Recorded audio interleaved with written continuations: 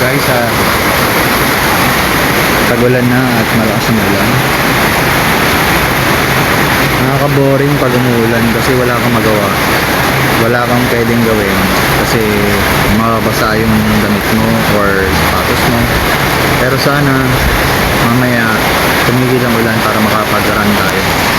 So ngayon ang gagawin lang natin is mag-workout tayo sa taas ng gym natin. Yun yung maganda kung bakit pag merong kang gym sa taas, kahit umuulan, accessible yung mga gamit mo. So ngayon kasi it's 2:30, kaya sa tingin ko kaya pa. So kain muna tayo ng meal prep, then workout na. So this is Lander. Kain.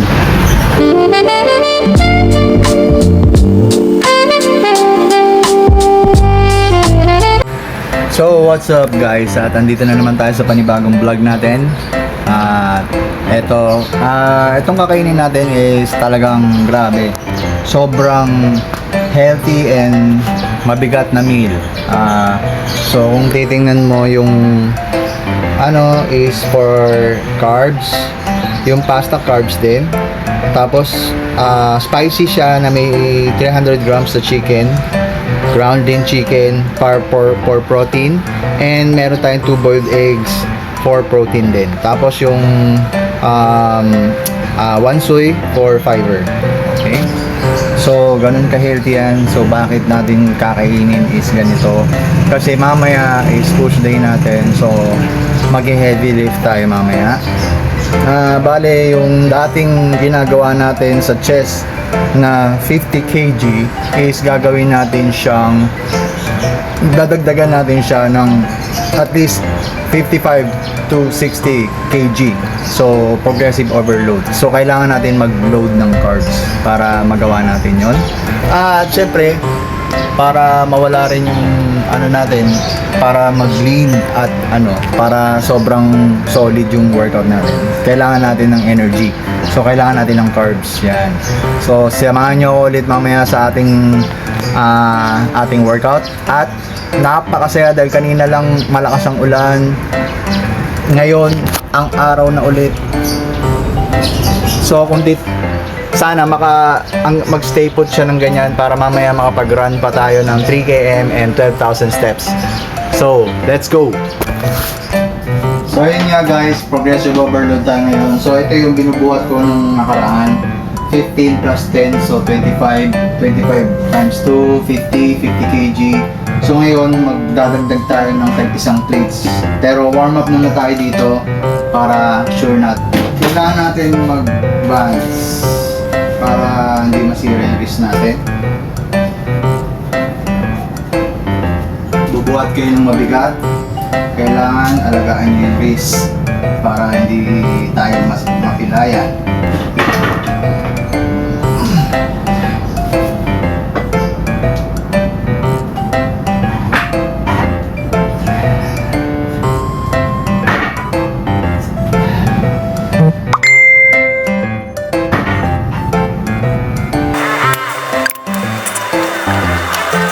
Ayun na nga guys,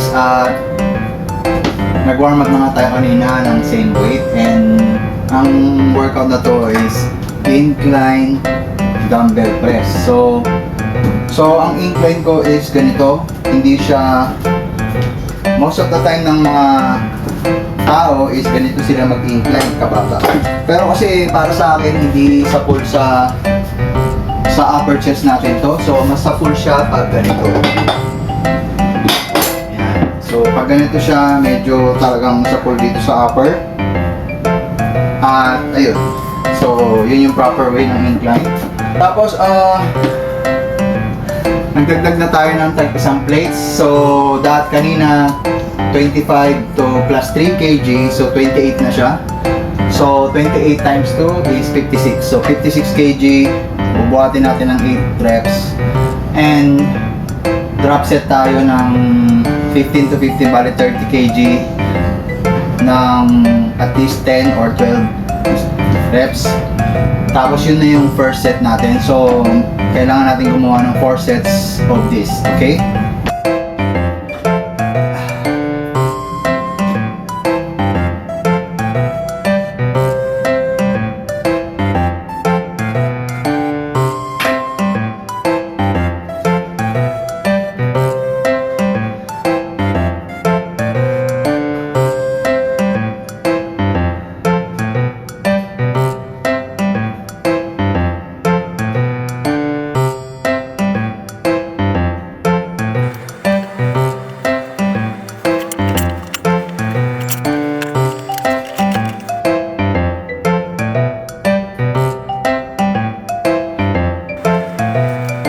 last set na natin to, bali 4 sets. So yung pang 4 sets ko is nagdagdag pa ako ng isang plates.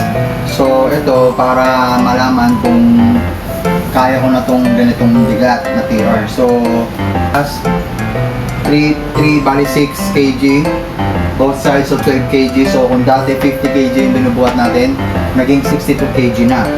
Pero hindi ko isa-suggest na gawin nyo to lalo na sa bahay kung work from home kayo, workout kayo sa bahay nang wala kayong support tulad nitong bakal na to. Kasi wala kayong spotter, so pag hindi nyo kinaya to, deads kayo kagad. Kaya wag na wag nyo susubukan sa bahay to. Lalo na mag-isa lang kayo tulad ko. Ako mag-isa lang ako dito sa bahay, nag-workout. So kailangan mo ng ganito para pag hindi mo na kinaya, pwede mong bitawan at dito na siya babagsak. Papakita ko sa inyo. Nga malalim.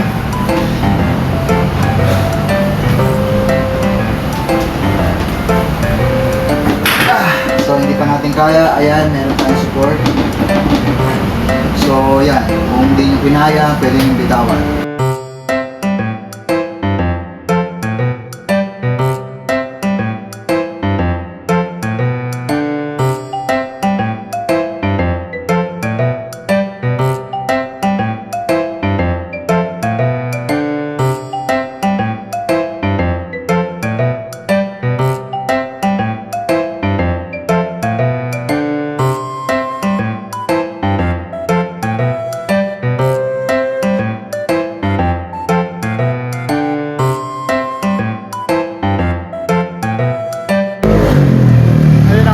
At nandito tayo sa People's Park.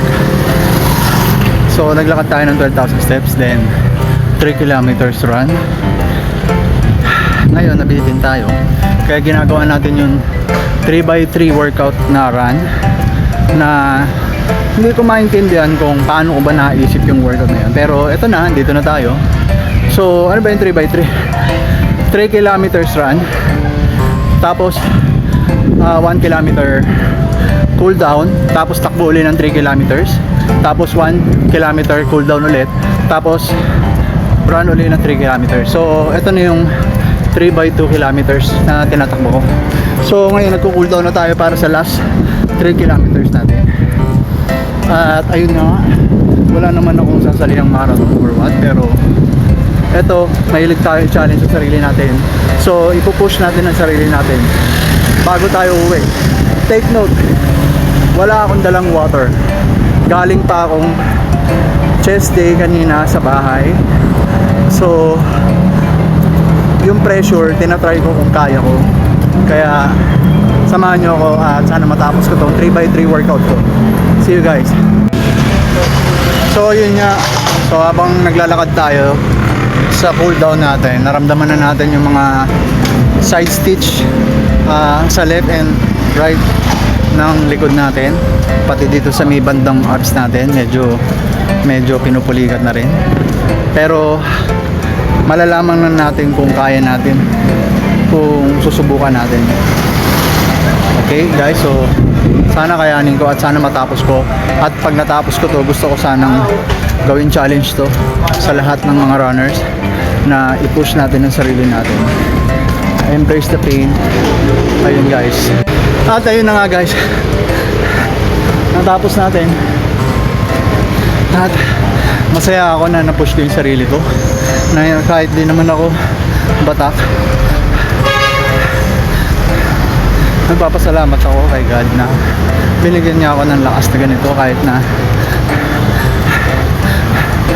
na 40s na ako. And maraming salamat sa Sokal, sa Bertis, na sila yung mga community na naging gabay ko, kaya ako naging malakas lalo. Grabe, ang saya ng pakaramdam. 3x3. Ay.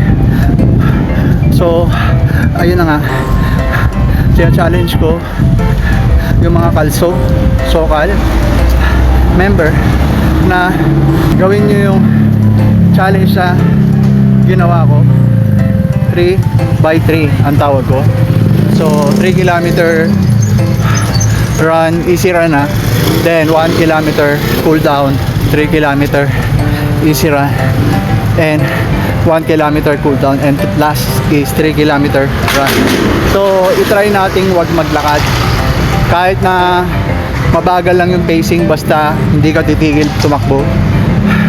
So yun guys, at kung sino makagawa ng challenge na yun, i-comment nyo sa aking vlog, din bibigyan ko kayo ng Virgil na galing kay Gangster.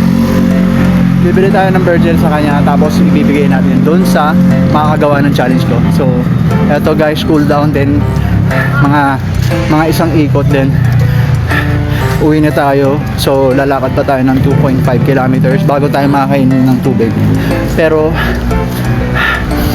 push natin sarili natin. So guys, kita-kits tayo sa bahay dahil magluluto pa ako ng meal prep mamaya. So ayun na nga guys, at nakauwi na tayo. Kakatapos lang natin mag steam bath at kakain pa lang tayo. Ang pagkain natin, tada, dalawang sandwich na may chicken at boiled egg, dalawa. Tapos ayun, ayun, sana natuwa kayo sa vlog ko, at kanina na push ko yung sarili ko sa 3x3 challenge. Sana meron ding gumawa nun ng mga challenge na yun, nakakatuwa lang. So ayun guys, at ngayon magpapahinga na tayo dahil medyo napagod tayo. See you guys ulit sa next vlog natin, and sana hindi kayo magsawang supportahan pa rin ako.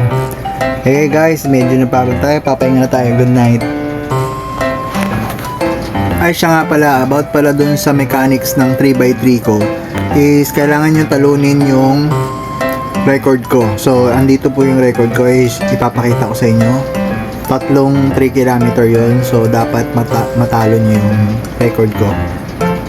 And bali man ganun yun, 3 kilometer, tapos cool down 1 kilometer, 3 kilometer, tapos 1 kilometer cool down. Okay? And then para lang to sa mga katulad ko na amateur, okay? Hindi ito pwede sa mga marathoners, okay? Sa mga ano lang tulad namin, para lang ma-challenge sila, di ba? Kaya sana may gumawa ng challenge ko at masaya ako kung nagawa nyo.